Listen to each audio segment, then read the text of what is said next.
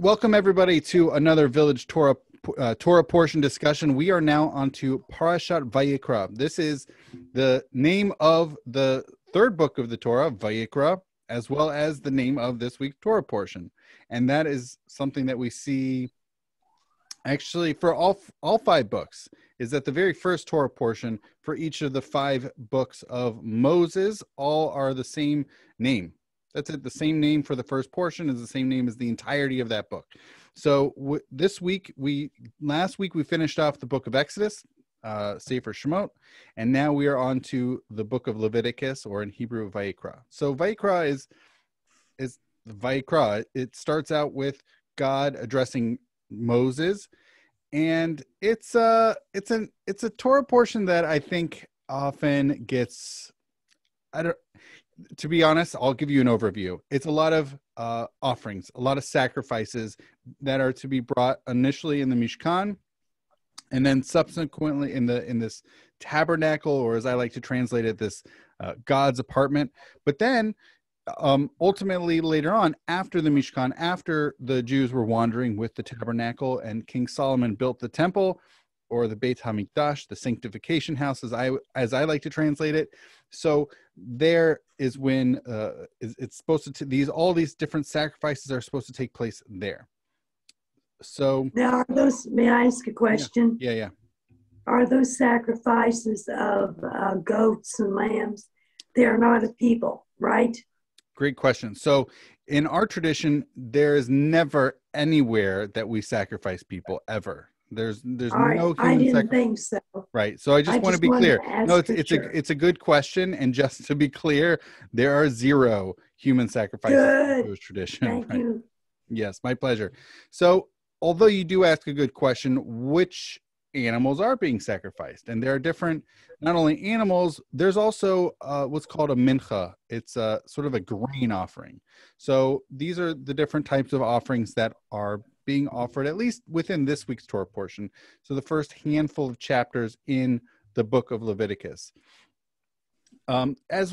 Just to give you a broader overview, just to think about this isn't the entirety of all the different types of sacrifices, and there are sacrifices mentioned later on in this book in chapter 23 of the different holidays. So very specific to different holidays, which also gets a different discussion in the book of Numbers in chapters 28 and 29 of all the different types of offerings, and in Numbers their libations as well.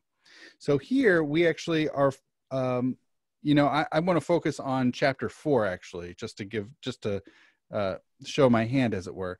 So there are different types of offerings, and that's really where it starts out. But as I mentioned, I want to talk about chapter 4, which is, I definitely think it's something that gets overlooked. It's something that I myself have usually just overlooked, but looking further into it, I got really curious. So the question is, what does one do when one makes a mistake? So we have at the very beginning of chapter 4, I'm trying to bring it up on my computer.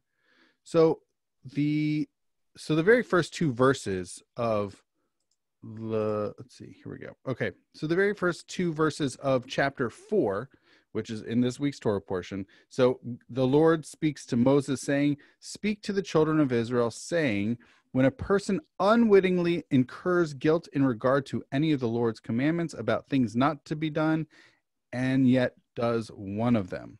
So that's what this entire chapter is about. What happens when one makes a mistake and basically does a transgression of some sort against one of the commandments that we are supposed to be doing. I'll tell you, before today, I never looked really seriously into this chapter. And it's really interesting because there's a different breakdown of different types of people and different animals that they are to be sacrificing. Going back to Debbie's question, what do they bring? And there's actually a different animal for different people, even if they essentially do some sort of transgression against one of God's commandments. So we see in verse 3, it's interesting that it starts out with talking about who it talks about. Actually, you know what? I'm just going to do a broad overview of who are the different types of people that we see in chapter 4 being specifically referenced and specifically spelled out as to when they make a mistake. So the very first one, and it's really fascinating, it starts out with this one, is the Kohen Hamashiach. So it's the anointed it's basically the high priest. So it's the high priest is how it starts off. Later on, we see in verse 13, that if the entirety of the congregation of Israel, somehow the entire nation, were to inadvertently sin. And then we see in verse 22, either a chieftain, it's a nasi, so it's someone of a certain leadership status. And then we see in verse 27, if just someone, just a sort of a normal person. So we have four different things. We have a person, we have a leader, we have the high priest, and we have the entire people. So we have all four of these, and they're all differently spelled out. It's funny because I in my mind would imagine that that's the order that we see is not, I would not have placed it in this way. I would have starting with one person and then going all the way up to the entire people, or maybe starting with the entire nation and then going all the way down. I find it fascinating that we start off with the high priest, then going to the entire nation, then to the leader, and then to just a sort of a normal person. So it's an interesting trajectory in considering these four different situations. So the high priest, what we see in verse 3, so to read out that verse, so if it is the anointed priest who has incurred guilt so that blame falls upon the people, he shall offer for the sin of which he is guilty a bull of the herd without blemish as a sin offering to the Lord. So I mentioned that I find it strange, this trajectory of the high priest, then the entire people, then a leader, and then a person. But what it's being positioned specifically here is that it's not just simply a sin that the anointed priest himself makes, but that the sin, this mistake, this error, somehow the blame falls upon the people. So it's sort of, in a way, kind of like, the entire nation's making an error. So they are to bring, I mentioned, a bull of the herd without blemish, a par ben bakar tamim. Okay, so it's this big bull that's complete. So then we have later on in verse 13, we have, I mentioned this, in the entire people. I don't know how this works, but in verse 13 here, if it is the whole community of Israel that has erred, and the matter escapes the notice of the congregation, so that they do any of the things which by the Lord's commandments ought not to be done, and they realize their guilt, and verse 14, when the sin through which they incurred guilt becomes known, the congregation shall offer a bull of the herd as a sin offering and bring it before the tent of meeting. And I'm going to throw this in. Verse 15, the elders of the community shall lay their hands upon the head of the bull before the Lord, and the bull shall be slaughtered before the Lord. So very similar between both the high priest, who has somehow committed this sin in error, and it somehow gets attributed to the entire people, and then here separately, when the entire people make some sort of mistake. It's very similar. In both instances, they're offering a bull. The one difference, however, as far as which animal, is that it's simply a bull for sort of the entire people. It's just a bull. Whereas for the high priest, it's a perfect, unblemished bull. So there's a slight difference as to which specific animal should be offered here. And I do find it also interesting that in verse 15, it talks about specifically the Ziknei Ha'edah, the elders of the community, so that they are the representatives. They are bearing a deep amount of responsibility for whatever error had occurred on this widespread, this nationwide error, as it were. So two more. So we have also in verse 22, this leader of some sort. So in case it is a chieftain who incurs guilt by doing unwittingly any of the things which by the commandment of the Lord his God ought not to be done, and he realizes his guilt, or, in verse 23, or the sin of which he is guilty is brought to his knowledge, he shall bring as his offering a male goat without blemish. So this is a different animal. Now for the big stuff, for the high priest who is somehow sinning on part of the nation, unwittingly sinning, or it's the entire nation, they are to bring a bull. This is a big animal, and it is a huge sacrifice. It has a lot of meat. Yeah. Here, however, this leader, who is someone of significance, they probably have a certain amount of means as well as being the leader of probably the tribe. So this person brings a male goat. Now, a goat is considerably smaller than a bull. So it has less meat, it's less significant, but still, for someone, a goat is still a significant sacrifice. Well, now, Rabbi, may I ask a question? Absolutely. Are we talking bull as far as an adult or a bull calf? Which one is it? Can you ask that again? All right. When you think of a bull, Yeah. you're talking cow. Yeah. And when you say bull, you mean a bull calf or a regular bull?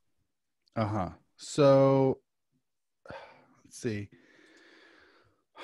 As far as I know, it is an adult. I don't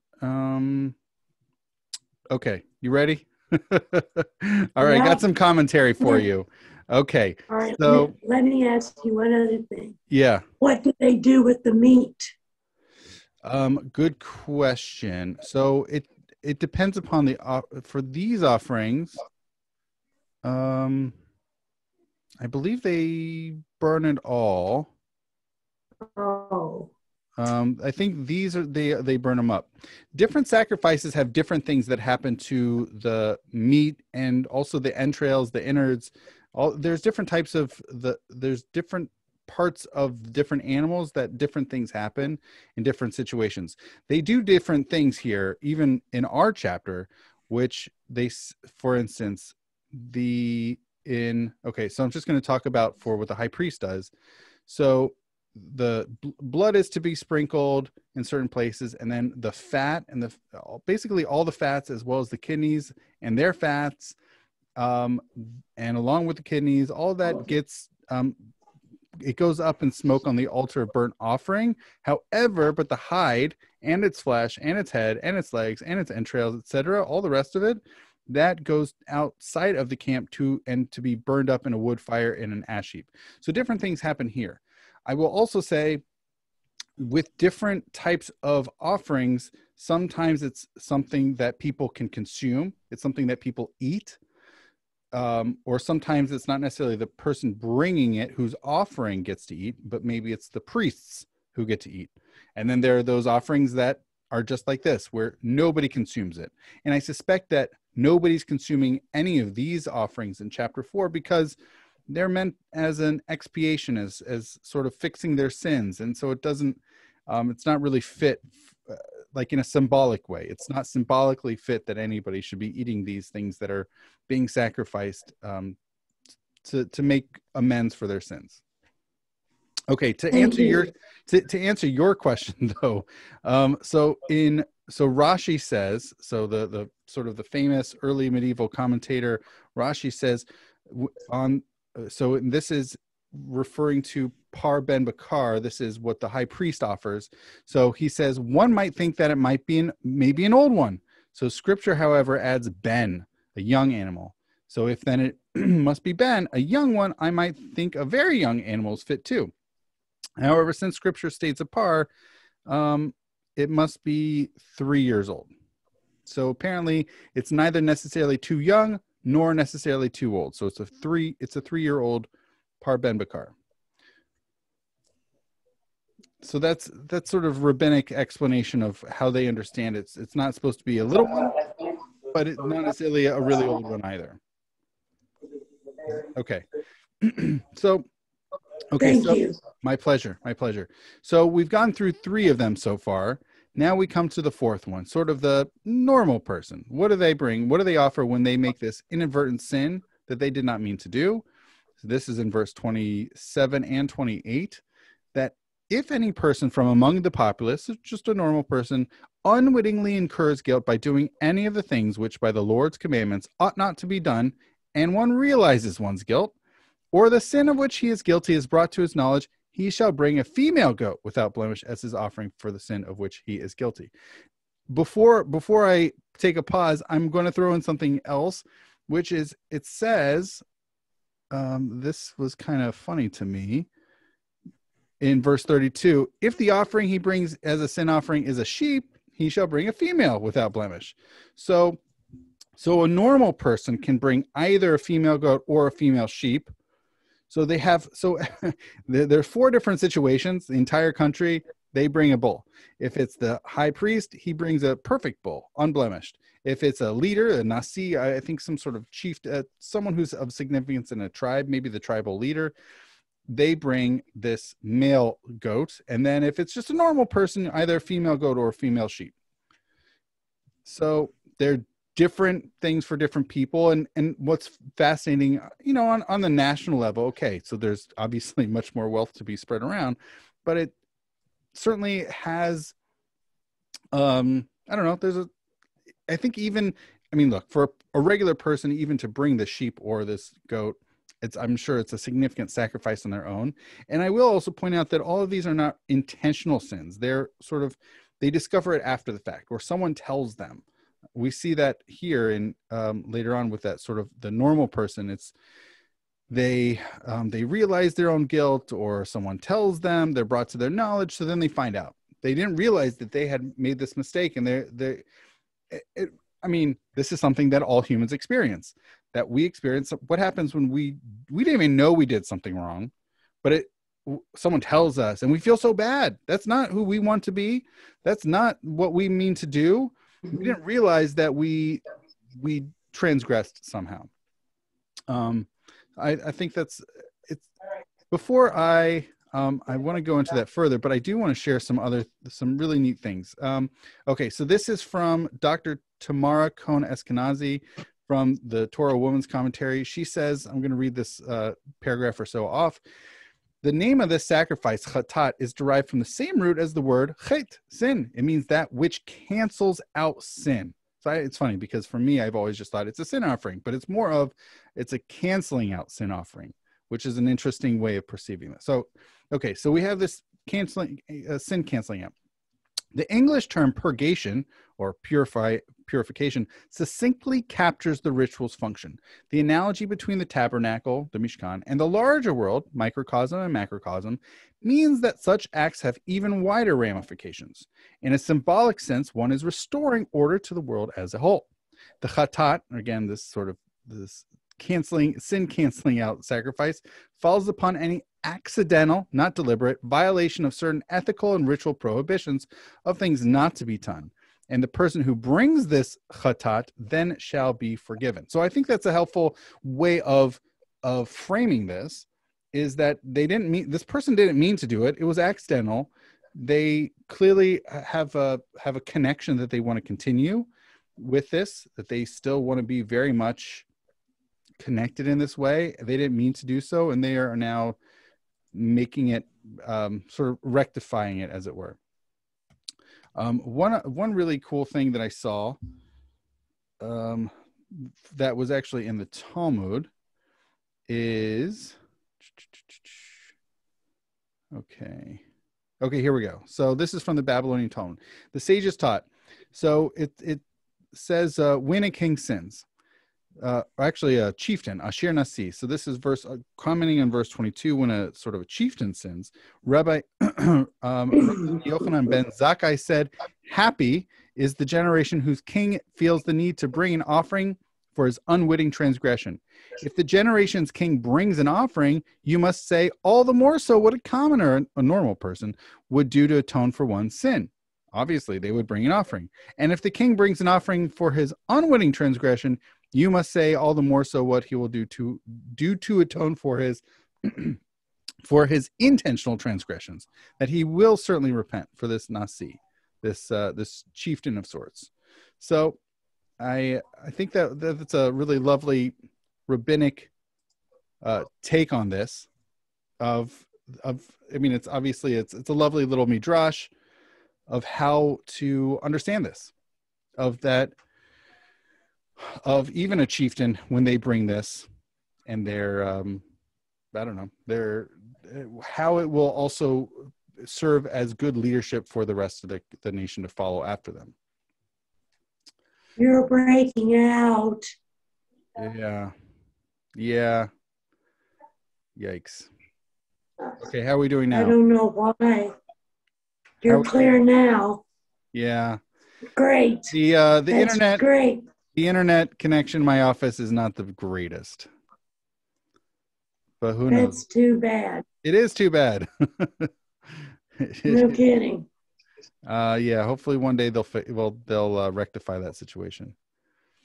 Okay, so I want to share something else here. So Rabbi Jonathan Sachs quotes a Rabbi Meir Simcha HaKohen of Dvinsk.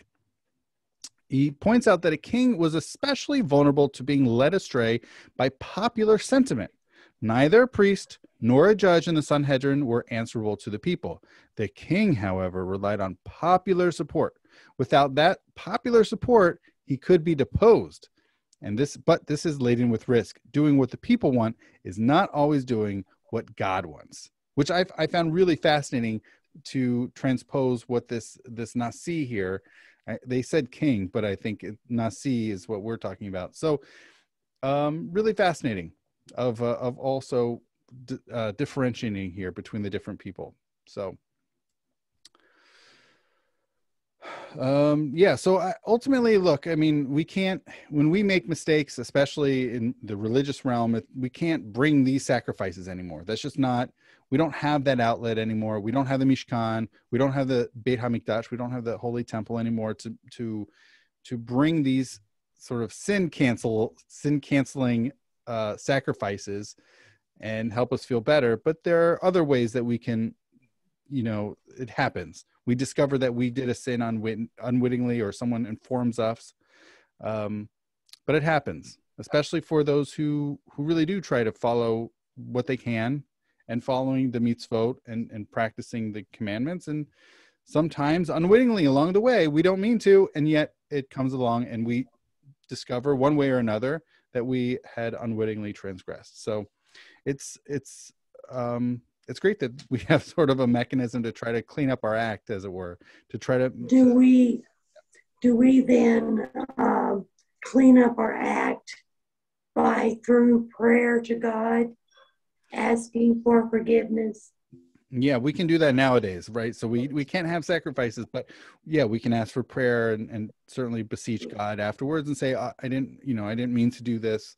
I'm sure another mechanism that people might utilize is also of charity, of tzedakah, of giving money to organizations, of giving charity, and sort of, it's the opposite of what we usually see of someone giving in memory of someone who passed away. So it's a good thing, or in someone's honor. But it's funny. I've actually never seen anybody giving money to an organization for having sinned, but it would be an interesting move, to be sure.